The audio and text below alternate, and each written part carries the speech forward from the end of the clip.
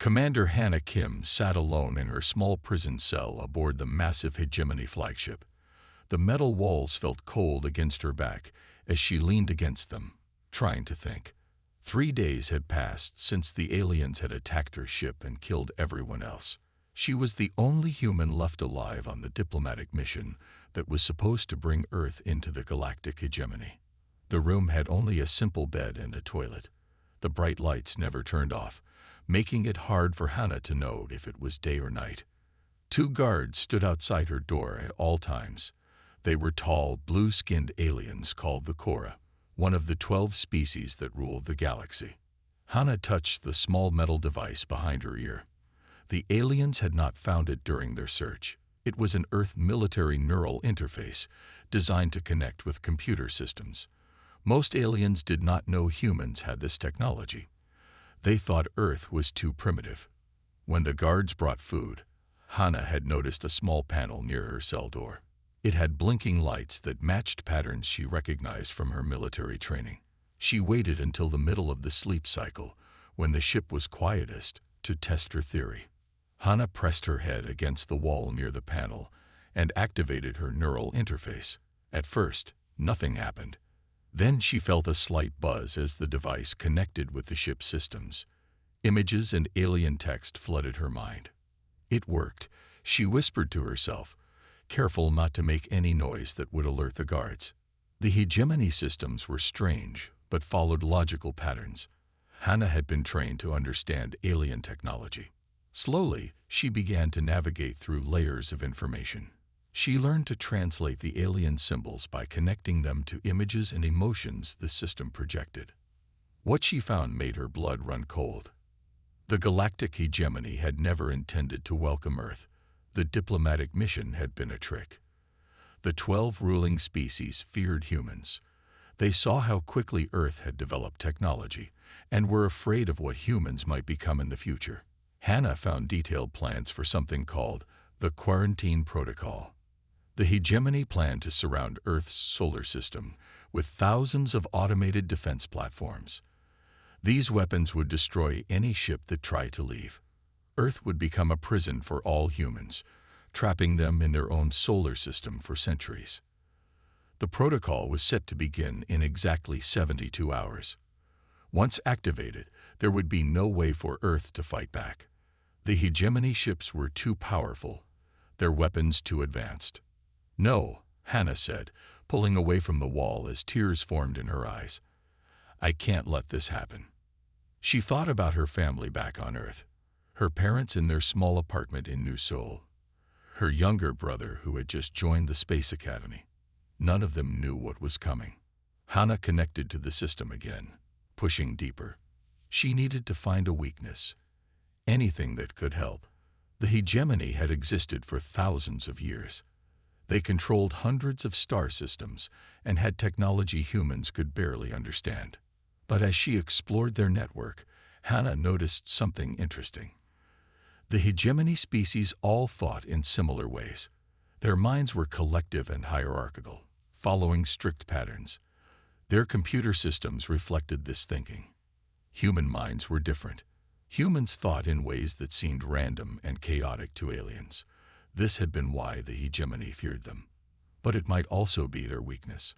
Hannah remembered her training at Earth's Cyber Defense Academy. Her teacher, Dr. Park, had always said, "The most secure systems have holes that only unusual thinking can find." For hours, Hannah explored the hegemony network, careful to avoid triggering any alarms. She mapped their command structure and communication systems. Everything connected through a quantum entanglement protocol that the aliens believed was impossible to hack. But as she studied it more, Hannah began to see patterns that the aliens couldn't. Their system had a flaw based on their inability to understand certain mathematical concepts that humans found natural. When morning came, Hannah disconnected from the system and lay on her bed, pretending to sleep. Her mind raced with possibilities. She needed more time to access the system, to understand it fully. The door slid open, and a guard entered with a tray of food. The alien looked down at her with 4 eyes that showed no emotion. "Eat," it said in rough human language. Hana sat up slowly. When will the council see me? I am a diplomatic representative of Earth. The guard made a clicking sound that might have been laughter. The council has made its decision about Earth. You will remain here until the process is complete. What process? Hana asked, pretending she didn't know. The protection of the galaxy, the guard said before leaving. Hana ate the strange food slowly, her mind working on a plan.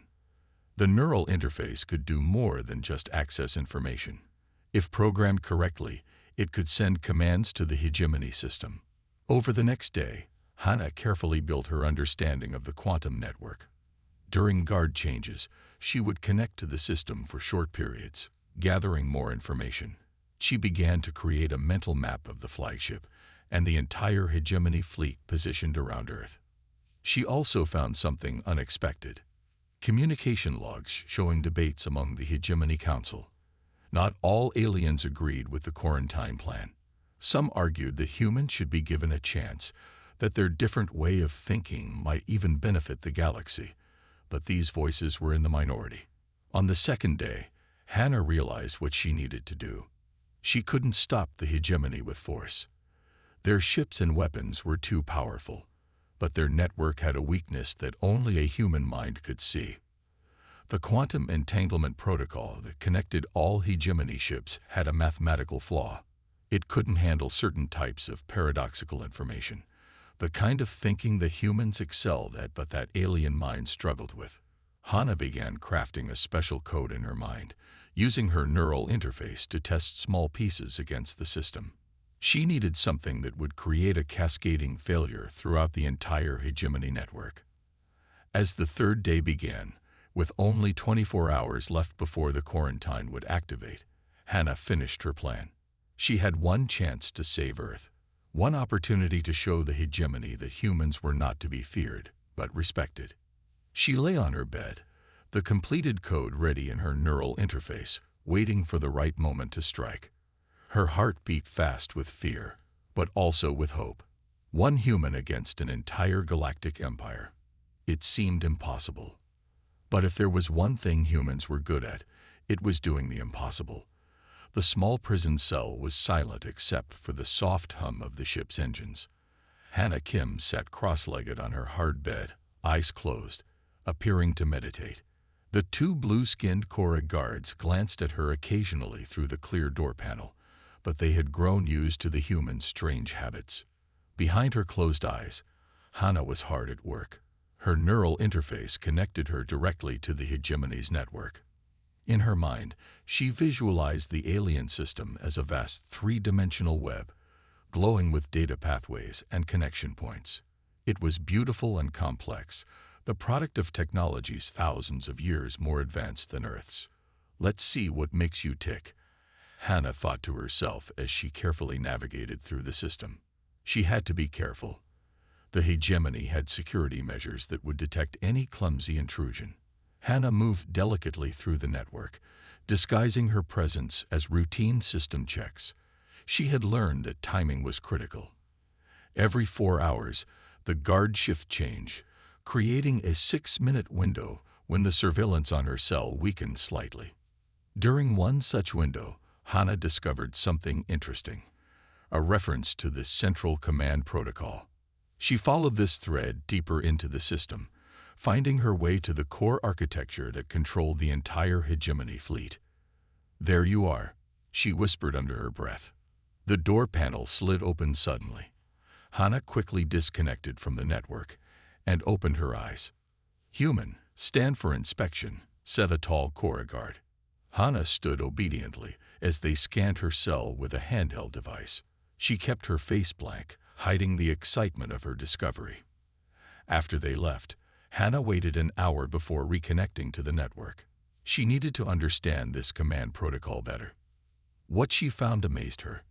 The entire hegemony military operated through a quantum entanglement system. All ships, weapons, and defense platforms were linked through quantum particles that existed in multiple places at once. This allowed for instant communication across vast distances, something human scientists had only theorized about. But as Hana studied the system more closely, she noticed something odd. The quantum network was built around strict hierarchical patterns that mirrored the social structures of the hegemony species. Commands always flowed from top to bottom, never sideways or bottom up. They think like ants, Hannah realized. Everyone has a place, and information only flows in certain directions. During the next guard change, Hannah dug deeper.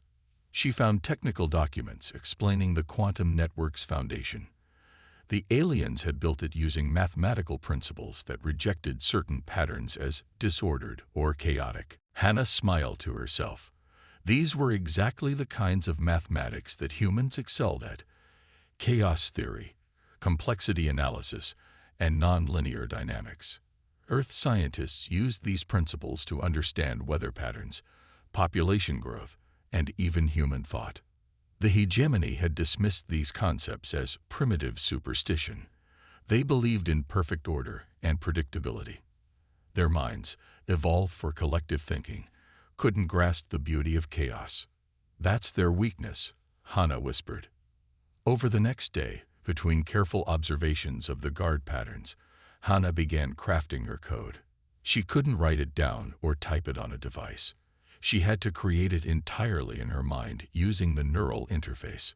The code wasn't large or complex. It didn't need to be. It was elegant in its simplicity, a mathematical formula that created a logical paradox within the quantum entanglement field.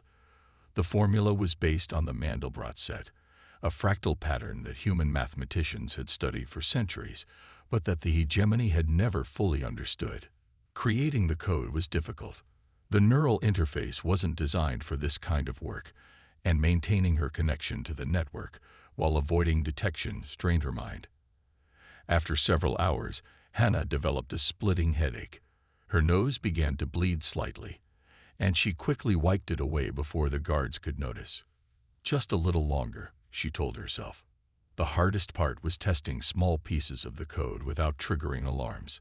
Hannah had to introduce tiny fragments into isolated sections of the network, observe the results, and then carefully remove all traces. One wrong move would alert the hegemony to her activities. During one test, a Cora officer walked past her cell and stopped, looking at her with suspicion. Hannah was sitting too still, her breathing too shallow as she concentrated on her work. She quickly disconnected and stretched her arms, pretending she had just woken from a nap. The officer watched her for a moment, then continued down the corridor. That had been too close. Hannah needed to be more careful. As the second day of her captivity ended, Hannah finally completed her code.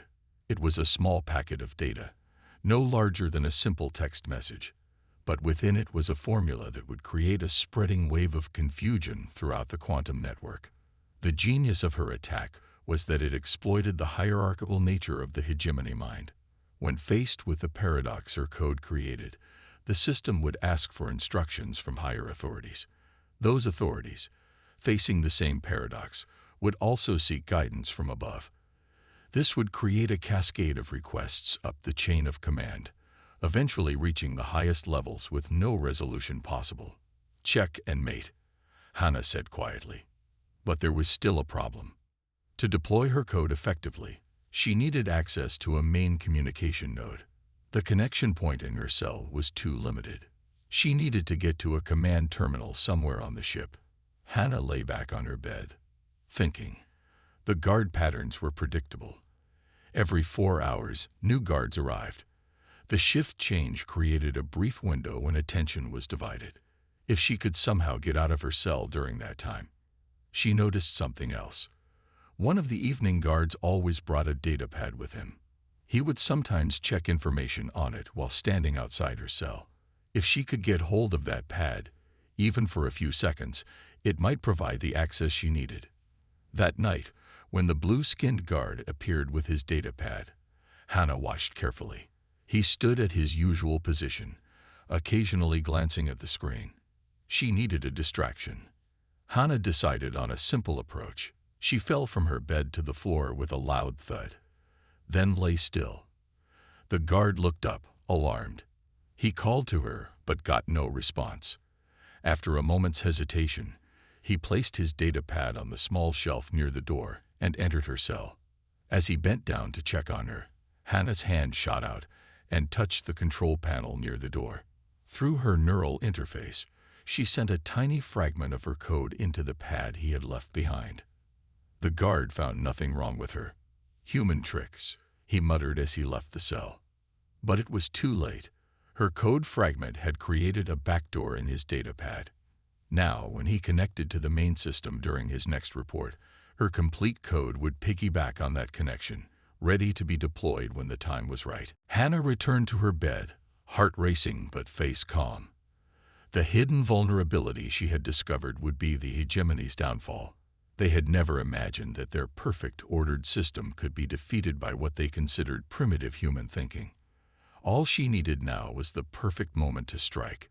Security Director Sung Lee stood in the central command room of the Hegemony flagship, his 4 eyes focused on the large data screen before him. Something wasn't right. The ship's sensors had detected unusual data patterns coming from the human prisoner's cell. They were small, almost invisible against the background noise of the ship's systems. But Sung Lee had not become security director by overlooking details. "Show me the pattern analysis again," he ordered, his voice a low rumble that made the junior officers straighten their backs. A young Cora officer tapped at the control panel, bringing up a visualization of network traffic from the past 12 hours. Tiny spikes appeared at regular intervals, all originating from the corridor where the human prisoner was held. "Could be sensor ghosts," the officer suggested nervously. "The human has no access to technology." Sung Lee made a clicking sound with his mouthparts that indicated disagreement. "Humans are deceptive creatures. Their technology may be primitive, but they think in unpredictable ways." He tapped a long blue finger on the screen. "Increase surveillance on the prisoner. Check her cell for hidden devices." "Yes, Director," the officer said, immediately sending orders to the guards. Sung Lee turned his attention to another screen showing the deployment of hegemony ships around the small blue planet called Earth. Over 200 vessels had arrived in the past day, positioning themselves in a perfect geometric pattern around the solar system. Soon, thousands of automated defense platforms would be deployed, creating an impenetrable barrier that would keep humans trapped in their home system for centuries. "The quarantine preparations proceed on schedule," reported Commander Toole, the fleet coordinator. "We will be ready to activate the protocol in 18 hours. "Good," Sung Lee nodded.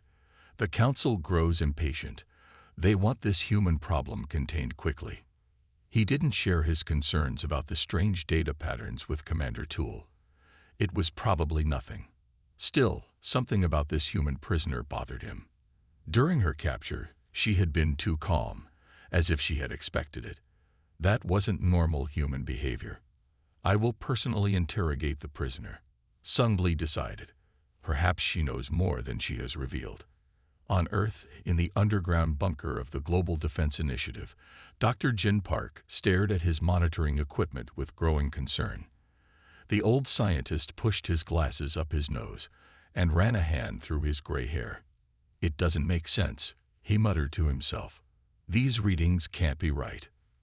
For the past week, his deep space monitoring station had been picking up unusual energy signatures from beyond Earth's moon. At first, he had thought it was equipment malfunction, but now he was certain. A large number of alien ships were gathering around Earth. The door to his lab slid open, and General Kang entered, his uniform crisp despite the late hour. "Have you confirmed your findings, Doctor?" the general asked without greeting. Jin nodded, pointing to the screen. "There are at least 200 ships out there, maybe more. They're forming some kind of pattern around our solar system." He pulled up a simulation showing the projected positions of the alien vessels. "If they continue this deployment, they'll have us completely surrounded within 12 hours. "Do we know their intentions?" General Kang's voice was steady, but Jin could see the worry in his eyes. "No direct communication," Jin said.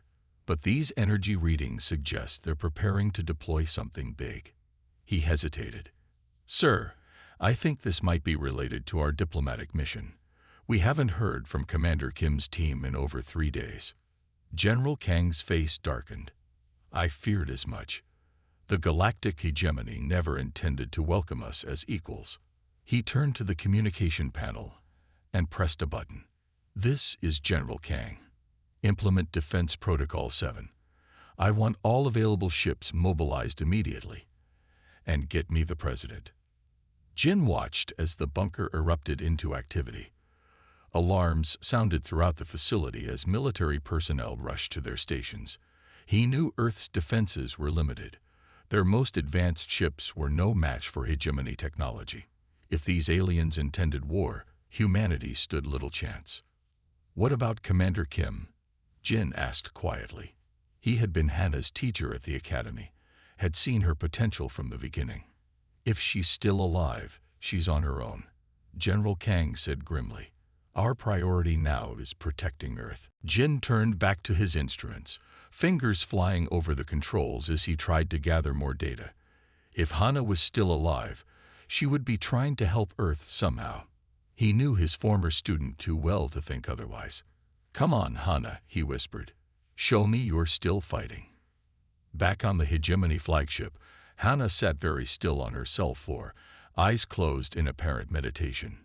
Inside her mind, connected to the ship's systems through her neural interface, she was making final adjustments to her code.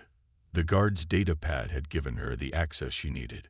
Her code was now embedded in the ship's communication system, disguised as a standard diplomatic protocol.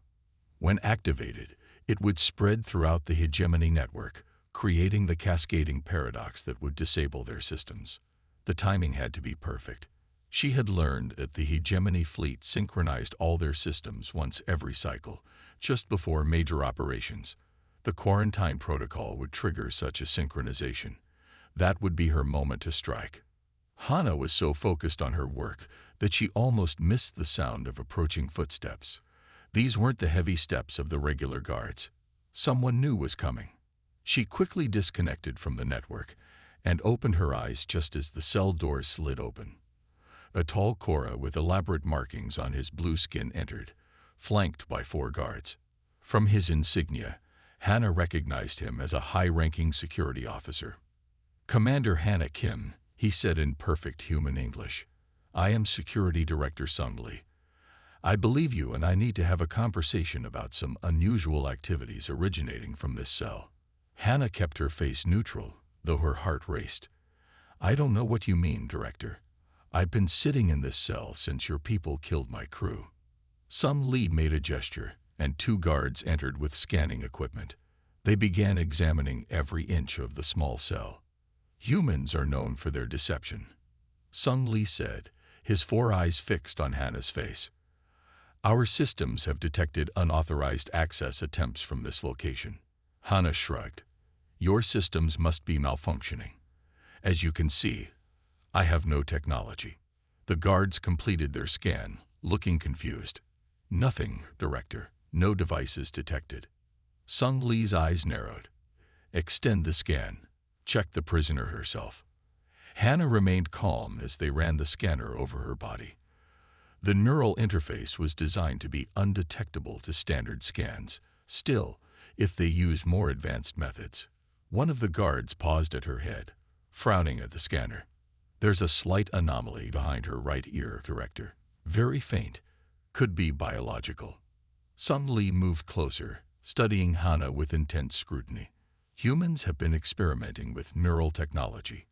Primitive, but potentially capable of interfacing with our systems. He reached out a long blue finger toward Hannah's head. We will need to examine this anomaly more closely. Take her to medical for a full scan. This was bad.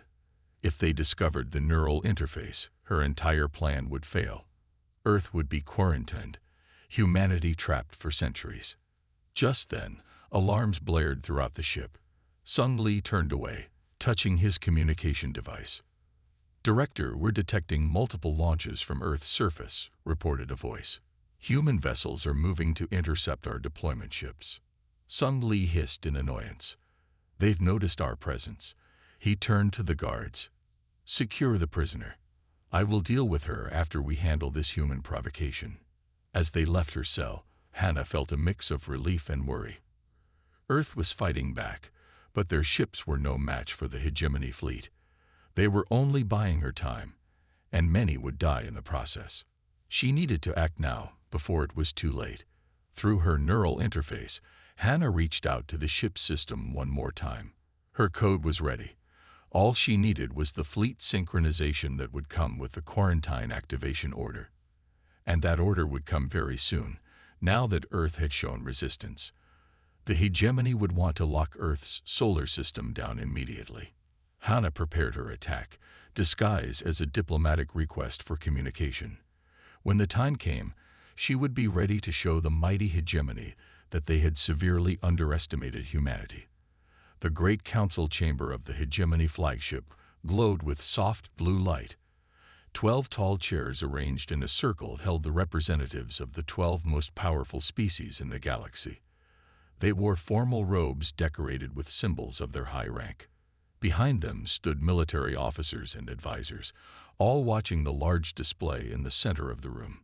The display showed a small blue planet, Earth. "The human problem will end today," announced First Speaker Taro, the oldest and most respected council member.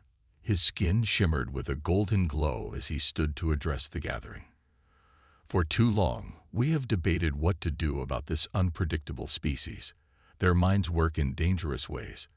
Their technology advances too quickly. They cannot be controlled or predicted."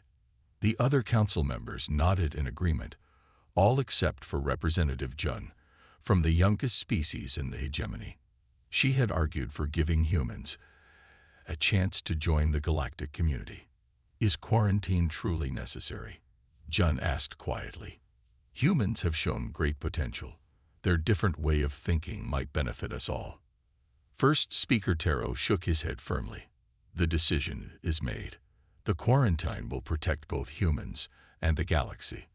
They will remain in their solar system until they learn proper order and control." On the screens around the chamber, images appeared showing hundreds of hegemony ships surrounding Earth's solar system. Smaller dots represented the defense platforms that would soon activate, creating an unbreakable barrier. "Earth's primitive ships have attempted to interfere with our deployment," reported Fleet Commander Dai. "They pose no threat. Our forces are in position." First Speaker Taro raised his hand. "Let the record show that on this day, the Galactic Hegemony enacts Quarantine Protocol 7A on the species known as humans for the protection and stability of the galaxy. Activate the system." Fleet Commander Dai touched his control panel, initiating fleet synchronization for quarantine activation. In her prison cell, Hannah Kim felt the change in the ship's systems through her neural interface. This was the moment she had been waiting for. During fleet synchronization, all hegemony ships connected to the central command system to receive the same orders simultaneously. It created a brief window when every ship and platform was linked through the quantum entanglement network. The perfect time for her attack. Hannah closed her eyes and sent her code into the system. She had disguised it as a standard diplomatic communication request, something the automated systems would accept without question. The small packet of data entered the network and began to spread. At first, nothing seemed to happen. Then, a small alert appeared on a junior officer's screen in the council chamber. "Sir, we have a strange authentication request coming through the diplomatic channel," the officer reported, frowning at his screen. Fleet Commander Dai barely glanced at him. "Ignore it. Complete the synchronization." But the alert didn't go away. Instead, it multiplied. Within seconds, similar alerts appeared on screens throughout the chamber. The quantum network was trying to resolve the paradox in Hannah's code, sending authentication requests up the chain of command as she had predicted. "What is happening?" First Speaker Taro demanded as his own screen filled with flashing symbols. Fleet Commander Dai's hands moved rapidly over his control panel. "Some kind of system error. It's spreading through the network." His voice held confusion, then growing alarm. "I can't stop it." In space around Earth, hegemony ships began to experience strange malfunctions. Weapon systems shut down. Shields flickered and died. Communication systems filled with nonsensical authentication requests that no one could answer. On the flagship, chaos erupted in the council chamber as all the displays suddenly went dark. When they came back on, every screen showed the same message in simple text. Humans don't think like you. Consider this demonstration before you judge our worthiness. First Speaker Taro stared at the message, his golden skin darkening with anger and fear. What is this? Who has done this? Security Director Sung Lee burst into the chamber, his blue face tense with urgency. It's the human prisoner. She's somehow accessing our network. We've detected a neural interface device hidden in her brain. Impossible. Fleet Commander Dai shouted. Our systems are protected by quantum encryption. No primitive human technology could breach them. It's not the technology, Representative Jun said quietly, understanding dawning on her face. It's how they think. Humans see patterns we don't. They understand chaos and disorder in ways our minds cannot. Throughout the hegemony fleet, the effects of Hannah's code spread like ripples in a pond. Ship after ship reported system failures. The defense platforms, waiting to create the quarantine barrier, floated uselessly in space, their programming corrupted by the paradox. On Earth, Dr. Jin Park watched in amazement as the alien ships stopped their threatening movements.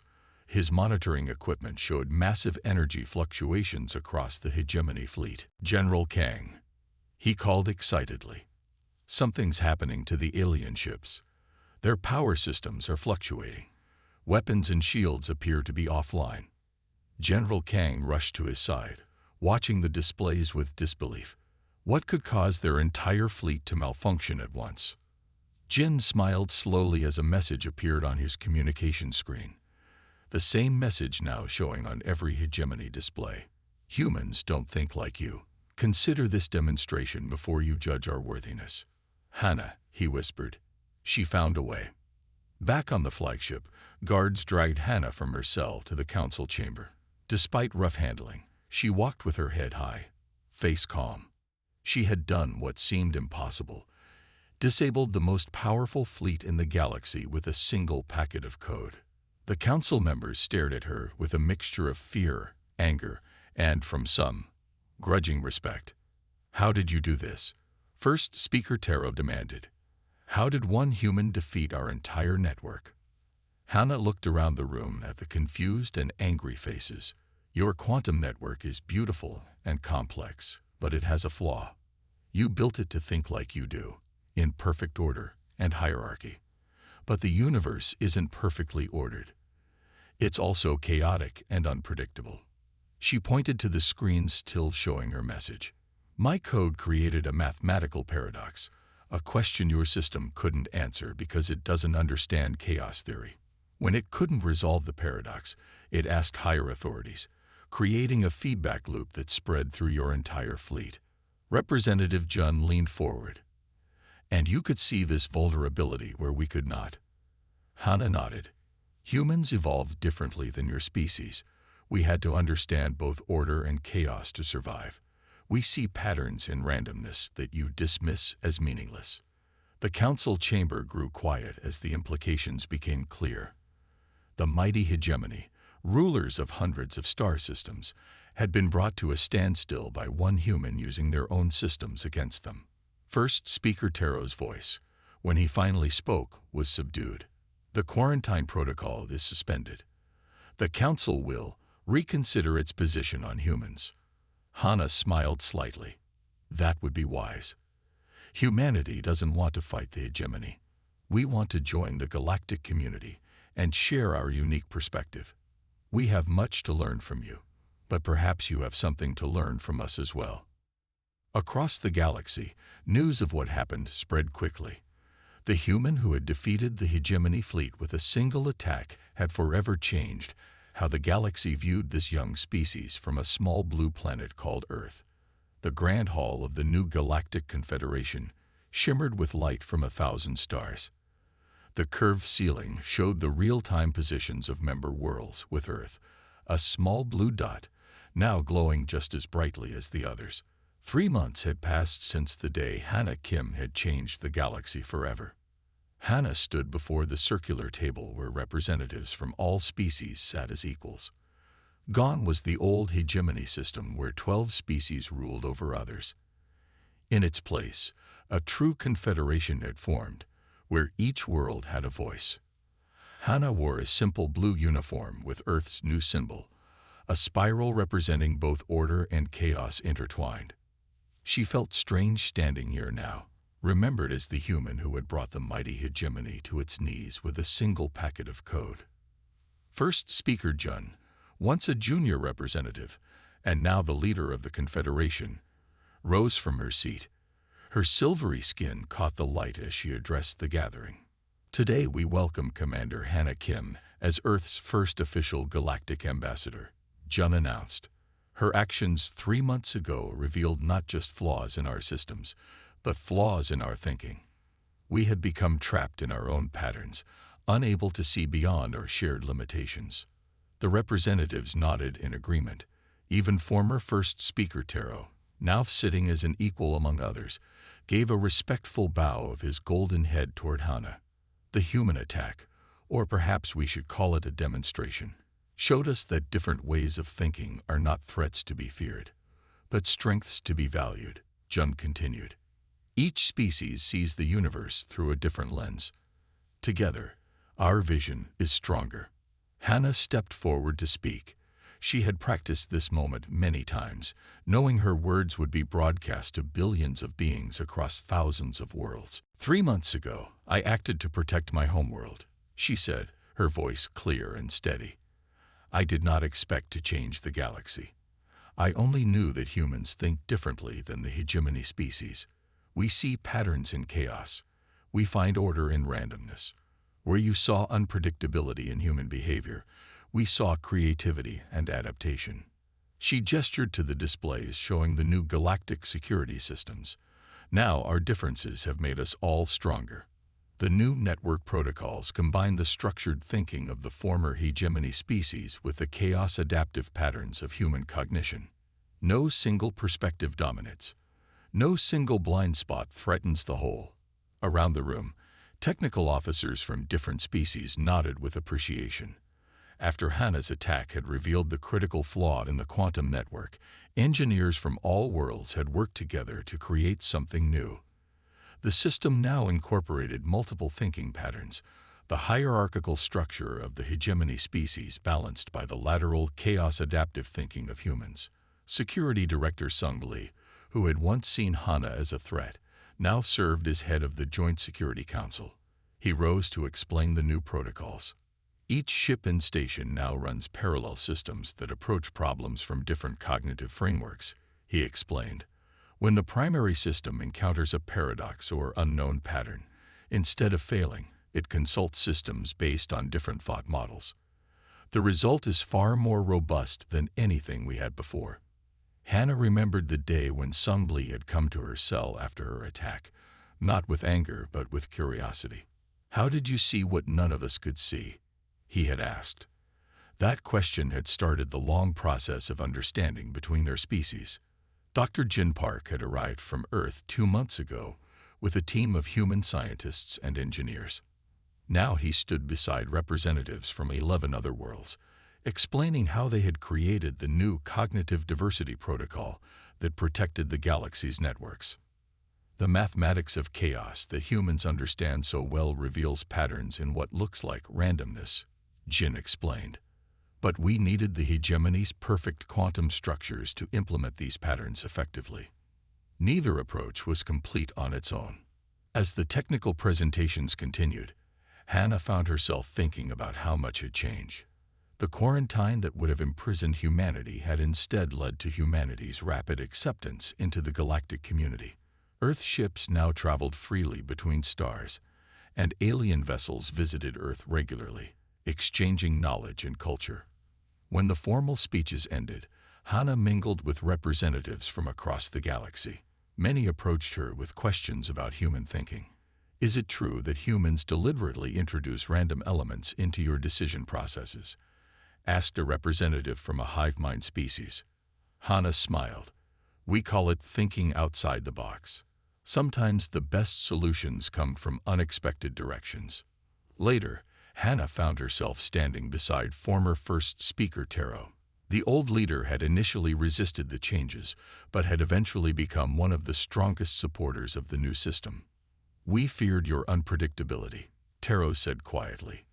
"We saw it as a threat to our perfect order. We never considered it might be exactly what we needed." Hannah nodded. "And humans feared your advanced technology and power. We never imagined your perfect systems had blind spots that our chaotic minds could see." "The universe is both ordered and chaotic," Taro said, quoting the new Confederation motto. "We need all perspectives to truly understand it." As the ceremony concluded, Hannah was escorted to her new offices in the Confederation headquarters. The space had been designed with human comfort in mind, with gravity and atmosphere matching Earth's. On her desk sat a small device, a model of the code she had used to change the galaxy. It had become something of a symbol, a reminder that sometimes the greatest strength comes from seeing what others cannot. From her window, Hannah could see the massive Confederation fleet in orbit. Each ship now carried systems designed by multiple species, with human chaos mathematics working alongside the precise quantum calculations of the former hegemony. No single perspective dominated. No single weakness threatened all. A communication alert chimed softly. It was from General Kang on Earth. "Ambassador Kim," he said formally, then broke into a smile. "Or should I simply say Hannah? Earth's delegation has arrived safely at Alpha Centauri. The first human colony beyond our solar system will begin construction tomorrow." Hannah felt a surge of pride. In just 3 months, humanity had gone from facing eternal quarantine to taking their first steps into the wider galaxy. "The stars are no longer beyond our reach," she said. "Thanks to you," General Kang replied. "One human who showed the galaxy that our different way of thinking wasn't a threat. It was exactly what they needed." As the communication ended, Hannah looked out at the stars spread before her. One person with the right idea at the right moment had changed everything. The fearless human who defied the galaxy with a single attack had opened the door to a new understanding between all intelligent beings. The galaxy would never be the same again, and that was a very good thing. The end.